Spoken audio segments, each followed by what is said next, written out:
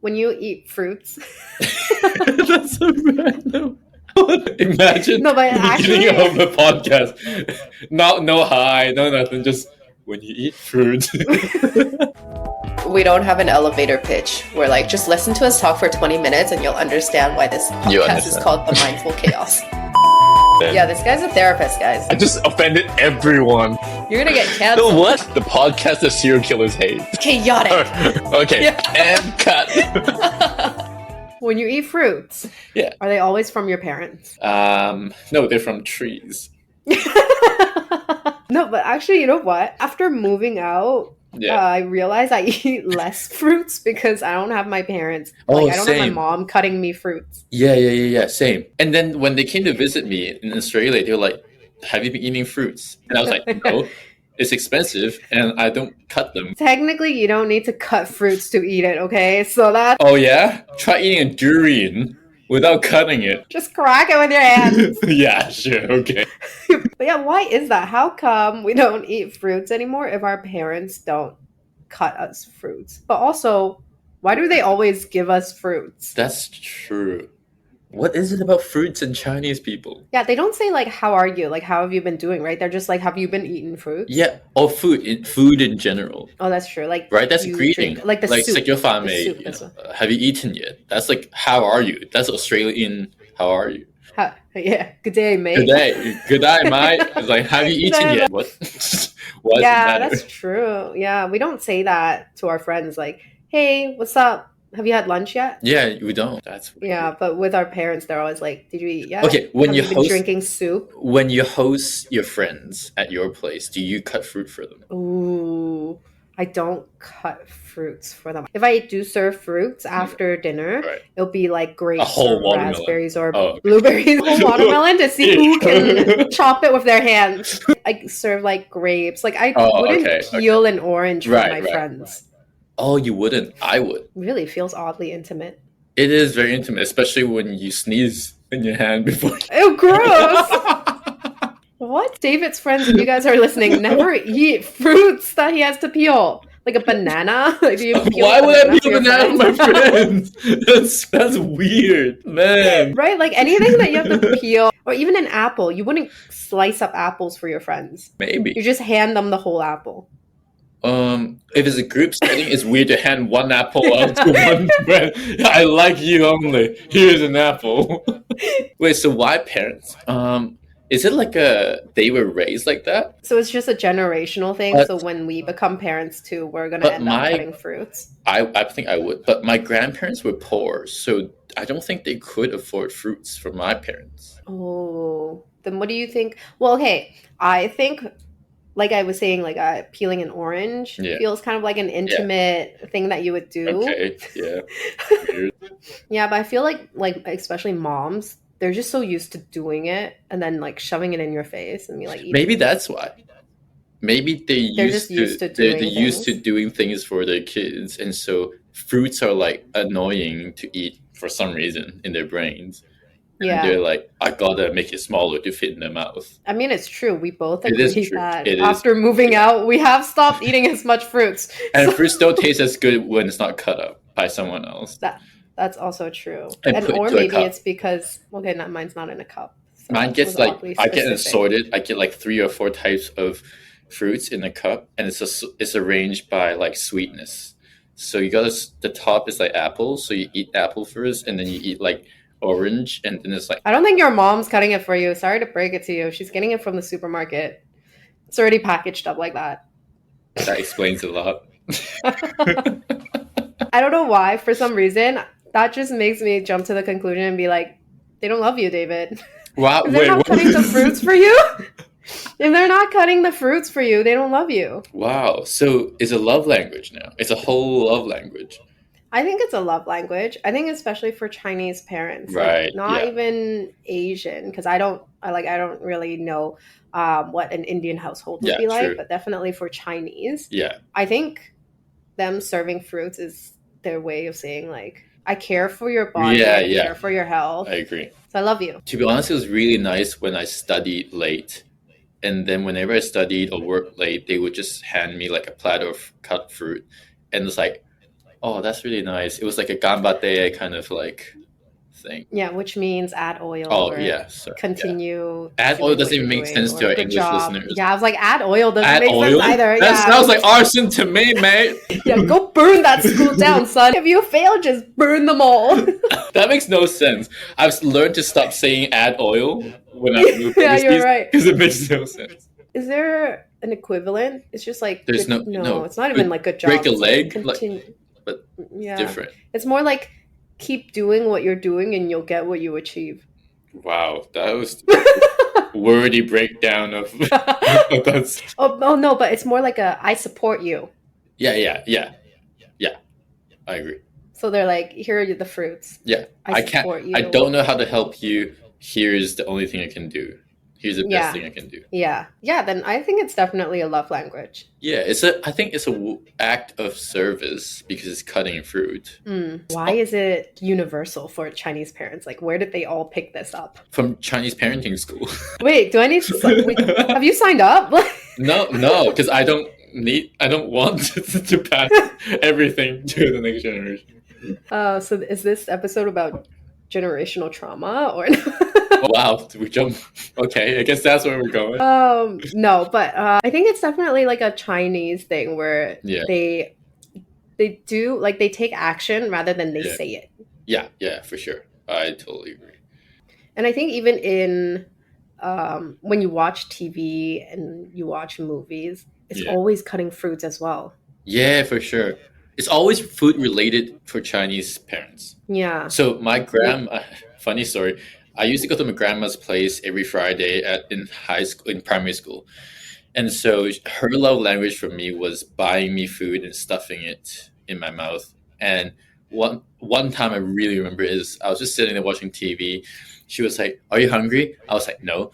And then she was like, "Are you hungry?" I was like, "No." Literally like that quick. I'm not. Still no. Yeah. And then like she's like, "Okay, I'll go buy you food." She went downstairs because they don't know. They don't know what else to do. Yeah, they just want to do something for you in that moment. Yeah, and it's food. Maybe it's not act of service. That's a love language. It's food. Food is the love language. Because food maybe represents to them like nourishment and survival and the best that they can give you. Yeah. So feeding your tummy, making sure that you are full and happy. Fullness equals happiness. Yeah, because if you're not full, then you're hangry. Yeah. That makes sense. I think it's also like there's so many different parenting styles, but it's so funny that like it seems like all the Chinese parents have this same one where it's like serving food and fruits. Like this should be the 5th style of parenting styles. Wait, so what's the 4 styles? There's 4 parenting styles. Authoritative is the best parenting style because it provides a balance between structure and independence. So the parents set strict standards and they expect their children to abide to the rules, but it also supports them by providing an emotionally caring environment that fosters trust. Mm-hmm. There's an authoritarian, which is not the most ideal because it's just, it's that this one's very straightforward. It's like the parents are in charge and that's it. Yeah. So it's like a dictator, basically. Exactly. And then there's permissive, which is the extreme opposite of the authoritarian parenting style. It means they let their children do whatever they want. They don't really have rules or structures, but it doesn't mean they neglect the child, though. It just means that they're really like spoiling the kid. Right, spoiling, literally, Yeah. And then final one is the neglectful one, where they actually don't interact much with the child at all. Like there are no rules, no structures, or even affection. So I think, obviously, that one's the worst one. Yeah, sounds like it. But I also feel like some people might argue the authoritarian style might be the worst one. I feel like the stereotype for Chinese parents is authoritarian. Like, I think from the outside or from the Western lens is like, oh, they're like tiger moms or they have super high perfectionistic ideals for the kids and all that. Yeah, you have to be a doctor or yeah. Which is true to an extent. But also, I've met actually a lot of people with more authoritative parents, which can look strong, look cold, not very affectionate, but then they have like fruits. and like cooking meals and like all these things that are more nonverbal. Yeah, so it is the different love language then, right? Yeah. Which there are some different love languages, which are like words of affirmation, quality time, physical touch, acts of service, or receiving gifts. I think my parents, I feel like they're more authoritative as well, because I know that I need to listen to them. Like they're the parents, they make the rules, and there are certain things that I have to follow around the house. But then I'm not like overly scared of them. It's not like I don't have a say in anything. Like we can have a conversation about things if I disagree. And also my mom cuts me fruits. Like my dad buys me snacks. Like that's how I know they love me. They feed me what I like to eat.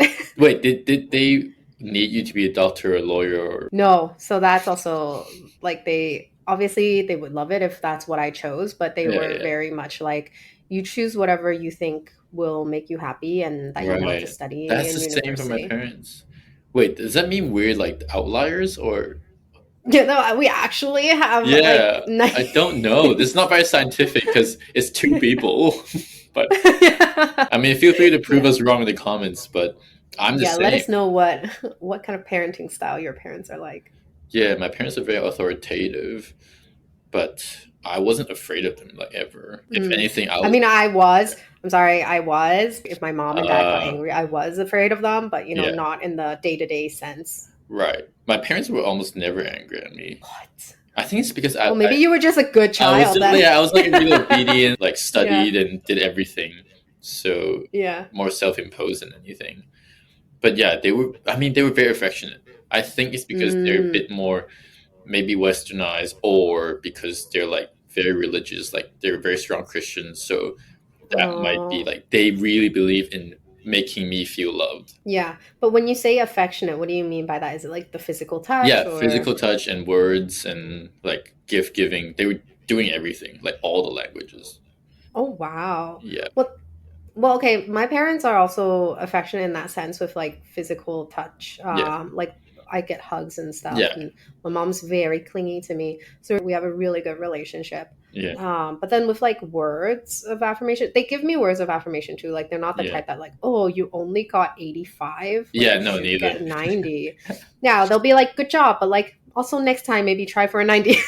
oh, they would say that. I've never heard that. I feel like it's encouragement though. It's not like only 85. Right, it's not from the place of judge. Good job. Like at least it's a good job, but let's see how we can get better next time. Yeah. But obviously if I failed, I'm still scared. Like really? I could ever tell them that I failed. Oh, okay. Yeah, I never fail anything, so I wouldn't. Okay, well then you're just smart. Jeez. I wasn't thinking before I spoke. I was like... just smart and a good kid, all in all. No, but then I have internalized standards, and so it's different. And also, do your parents tell you they love you? Like, do they say "I love you"? Like, even in Chinese or English? Yeah. They say it in a different way, like in a cutesy way, not like "I love you." That's like such a full sentence in Chinese, right? In Chinese, it's so formal. It's like who says that. Yeah, I think that's another thing. It's like the language too. Yeah. Like in English, it sounds easier to say for some reason, but in Chinese, I don't know why the meaning feels way heavier. It's the same with sorry. Have you noticed? You say sorry in English, but in Chinese, like it's like whoa, like calm down, it's okay. Like it's like you actually like did a huge thing that might get you in jail or something. Yeah. Like, I am so sincerely sorry. I have committed this crime against humanity. Yeah, exactly. I mean, I get what the Westerners mean by like, oh, like Asian parents don't say, or Chinese parents don't say I love you, but I think we feel it still. It's true, yeah. My parents don't say I love you. Yeah. And it's even weird for me to say I love you in Chinese. But I think another thing is like when a lot of like Chinese people get married too, they take that day as a way to thank their parents and to say. So then I did say one thing. I love you. I love you. Yeah. But I said it in English because it just felt like it's like a softer land. You dodged that. I copped out. You totally copped out.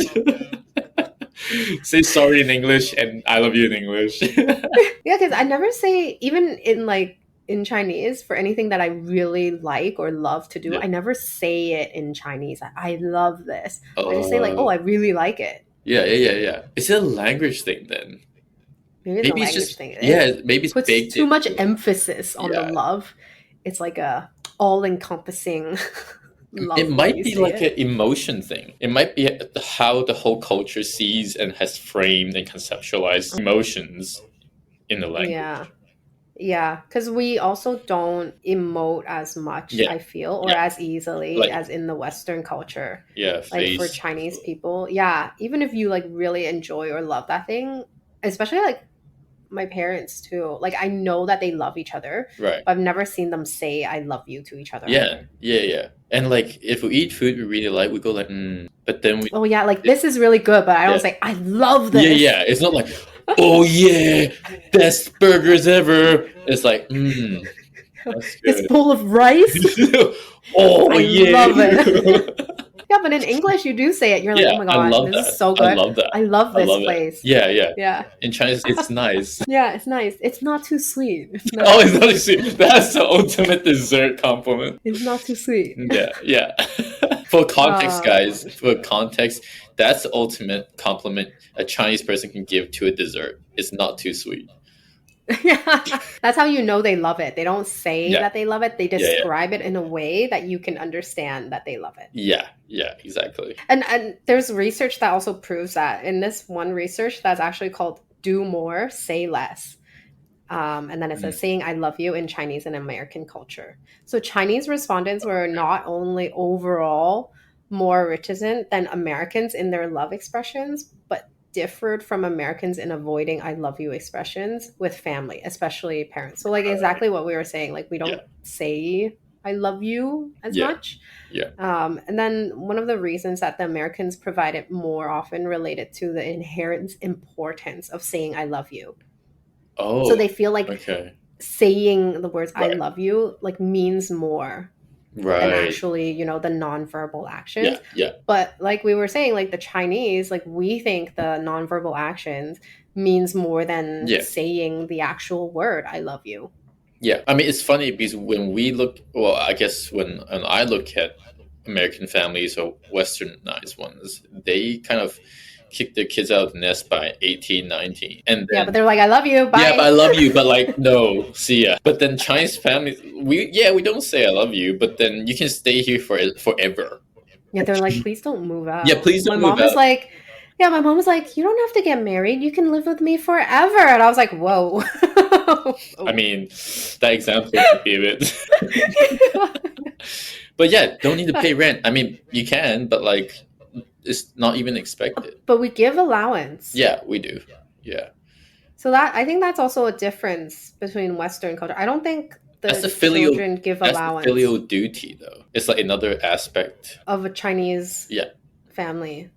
It's like what we owe our parents. Yeah, which I think would get into like a huge debate over, because I saw some Instagram video recently and saying this person was like, I don't owe my parents anything because my parents chose to give birth to me. So why would I owe them things? Like I would do things for them because I genuinely want to, but I don't owe them anything. Right. Are they Chinese? Like pure Chinese? No, of course not.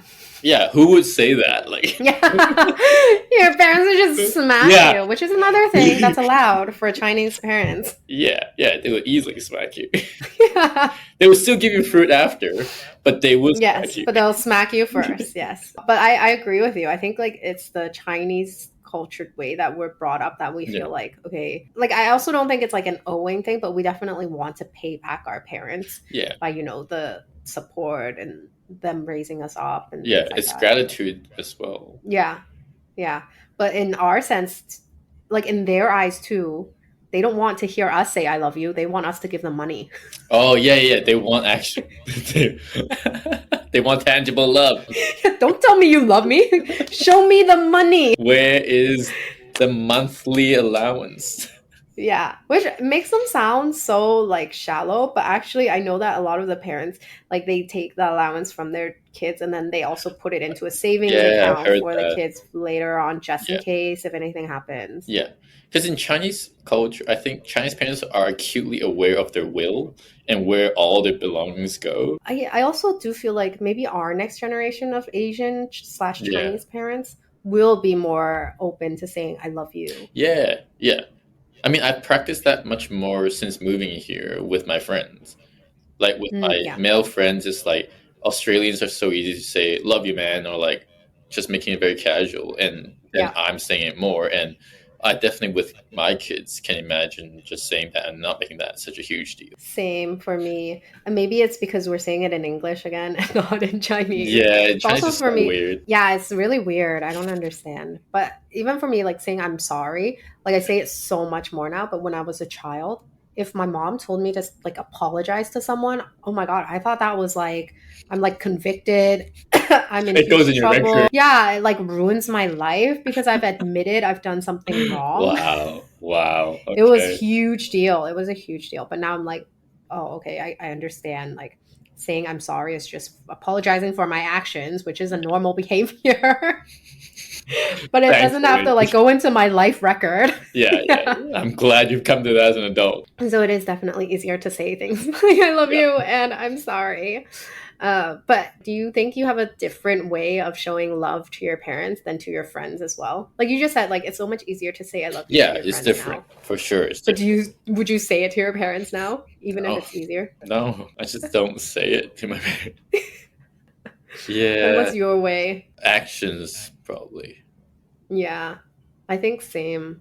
It's still the same, right? Like the way that we've interacted with our parents for so long, it can't just change. Yeah. Just because it's gotten easier for us to do that. You can't take it out of us. I think no matter where we are, how we are with friends, how we grew up with our parents, it stays in a parallel universe. Yeah. And even on my wedding day, I said I love you to my parents. Yeah. I had to say it in a voice. You know how we're like, we can't introduce ourselves? Yeah. I listened back to the video and I was like, wow, that was really high pitched.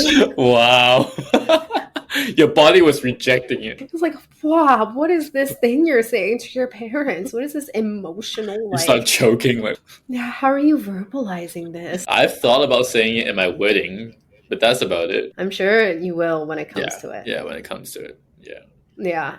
But I also wanted to just mention this research that I saw that was done in 2022 on the effects of Asian. Okay, so this one is more on Asian, but it also categorizes Chinese parents later. But the effects of Asian cultural values on parenting style and young children's perceived competence. So I just want to add in there that just because Asians or Chinese parents are more like are viewed as more controlling as an act of parental love and care, it doesn't mean that it like the child grows up in a negative way either. Right. And it actually just suggests that, you know, the Asian societies just genuinely demand higher obedience from the children. And it's just how they interact with family and community. And I think that's also like how they see around them, like how like everyone else is parenting their children. So then they also do the same thing as well. Yeah. I mean, when it's the norm and then you still are taken good care of, then what makes something good or bad, right? If there's no harm. Exactly. And then like what other people view as control, like actually to us, well, I definitely feel like my mom was a bit more strict than some of my like Western friends' families. Yeah. It's like our last episode where we were like, they call their moms by their first name. Yeah. One of my friends would swear in front of their parents. And I was like, whoa. It took me like 20-something years before I said the F word in front of my mom. I still felt like I couldn't. I still haven't. I think I only said it as I was explaining a story and someone said it. I saw this on the wall. It was I'm just reiterating. I'm reiterating. I never say this, Mom. Do you think it affects the mental health of Chinese children growing up in a Chinese household where they don't really express love verbally? I think it depends on the child's own development and understanding. Like if they grew up and then they stayed in that community, I don't think it's a huge issue. But then if they grew up and then they moved overseas, or they have a lot of Western influence like me and you, then there's a lot of internal clash happening. Yeah. And we have to process that. We have to make sense of it, like reconcile those two cultures in our heads, and then try to come out unscathed. And then there's some mental health impact. Oh, for sure. I think there are a lot of different stories that you hear, especially like in Chinese family, where there's like so much pressure to the child that they also have a lot of like mental health issues, like at a very young age, because of the pressure of school and like grades and homework and all of that, and not being able to like go out and play. Yeah. It's hard, I think, because parents are, with us, right? We are the only experience they have with parenting. Yeah. And because we're the only child. Yeah, exactly. So it's like first experience. How often do you nail everything the first time? But they had to kind of with us, and it's so easy for us to blame them. Not like blame them, but like there's no other person who has that much influence on us, right? Yeah. And for people who have like siblings, definitely. I think like people with younger siblings, the youngest ones always get they get spoiled, right? They're the baby. They definitely, I think the parents let them do a lot more than what the first child. Yeah. I've heard that too. Yeah, like, okay, the first child turned out all right. I guess we can a little.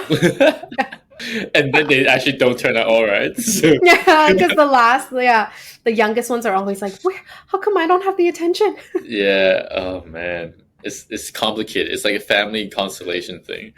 But yeah, I mean, talking about like if it's good for mental health too, I think there are like two key takeaways from the research that I shared. It's that Chinese youth living in an authoritarian family, not authoritarian, right, which is the one that we don't really think is the best one, actually performs better in school than those in an authoritative family, which makes sense, right? Yeah, you're like being whipped into shape. Yeah. But obviously, parents who express warmth and were more sensitive to their children's need were less likely to consider achievement more important than, like all the other cultural values like collectivism and humility, which I think is what we were saying, right? Like, well, for me, like my parents didn't ask me to be a doctor or a lawyer. They just wanted me to turn out to be a good person. Yeah, that's fair. And did your parents want you to be a doctor or a lawyer? No. Yeah. That's why we're still... I almost did. I almost did for myself, but no, they didn't ask. Oh. And you ended up in psychology? Close enough. I mean, true. Clinical still. Yeah, still clinical. Still hospitals. Similar environment. Yeah. So I didn't stray that far. But then indulgent parenting style suggested that its chances to bring positive development outcomes in children could be no less than authoritative. So if any one of our listeners is looking to become a parent or is already a parent, you don't have to be super indulgent. Just be authoritative. And that is the best way to parent. Right. Because we have probably a misconception that the opposite would be the best. So, like... And if they don't, like, if they give you more freedom. Yeah, parenting style is important, but then it only brings out or suppresses certain things of the child themselves. Makes sense. Red flag, green flag. Red flag or green flag? Red flag or green flag? Parents who only give you money, but they never say I love you. Look, depends money, on how... not fruits. Money, not fruits, okay? Money. Well, money can buy fruit. But they don't cut it for you. Oh, true. Depends on how much money. Well, if they give you $1 versus $1,000... Well, if they give you $1,000 instead of saying I love you, I think some people might consider that a green flag. I know. I think that, but I would consider it, I want to say a red flag. Because I feel like if it's only money exchange, I want different acts of service. I want different love languages. I still want the acts of service. You're just greedy. To me, giving me money doesn't make me feel like I'm cared for versus them cutting me fruits. Okay. So it's actually about like alignment with your love language then. Yeah, I mean, I still would love them to give me money, but like, not only money. Mom, if you're listening, I want it all. Wow, some people. Wait, what do you think? I think it's green or beige. Because like it's the same thing with fruits, right? Parents might not know how to say it, but then you just gotta read whatever they give you. Yeah. It might be all they've got. Like they think money is the best thing they can give. Not I love. That's true. Or I guess you can see it both ways. Like one is like that's all that they have, so then they want to give you what they have. But the other is like they have so much of money and they don't have time for you, so they just give you money. Oh yeah, that some parents could be that. Yeah. Okay, number 2, red flag or green flag. Someone who shows that they care but can't verbally express themselves. So it's not even just saying I love you. It's like all the other ways of, expressing how they feel. Oh, okay. I think that's green because they're trying. Through action, right? Yeah, they're just showing you. They're doing stuff. Yeah. So you're still more of like an action versus saying person. No, I'm a words of affirmation guy. Oh. So okay. I would feel it much more if they said it. But then whether it's a green flag or not, it's just like if they're trying. Yeah, I agree. I think it's a green as well. I think, but for you then, if they never are able to give you words of affirmation, would that be kind of a red flag, like for you personally? If it was my partner, then red flag. But then if it's parents, it's different because parents are like, they've lived their whole lives. Yeah. And so it's very hard to unlearn that or to learn a new trick.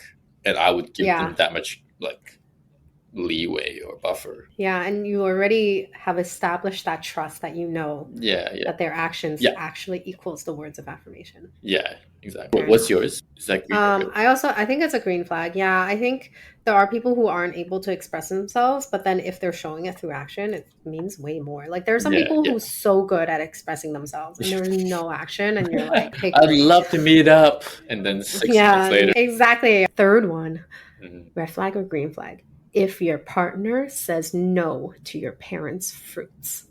Dude, hard, red, like so red. Right, you're like rejecting their love. How dare they? They should be educated. You need to educate your partner. No, they wouldn't even reach that spot. Like, how would I end up with someone like that? And they're like, I'm full, auntie. Like, no, you eat that fruit. You do not say you're It's not about fullness. It's not about you. Even if you puke, you eat it. I mean, that's probably why it's easier to date from within your culture. Yes. Yeah, because then they understand. They understand inherently what these gestures mean. Yeah. Or you have to train them. You just have to tell them before you go to your parents' place. Like, listen, number 1, take off your shoes. Yes, I was going to say it. Number 2, offer to help with cooking. But they won't let you. No, so don't worry about it. But you just say it. Number 3, never eat before they eat. Oh, yeah. No, you gotta wait for everyone. Right? And then offer to wash dishes after. Yes. And then finally, always eat the fruits they offer to you. Yes, 100%.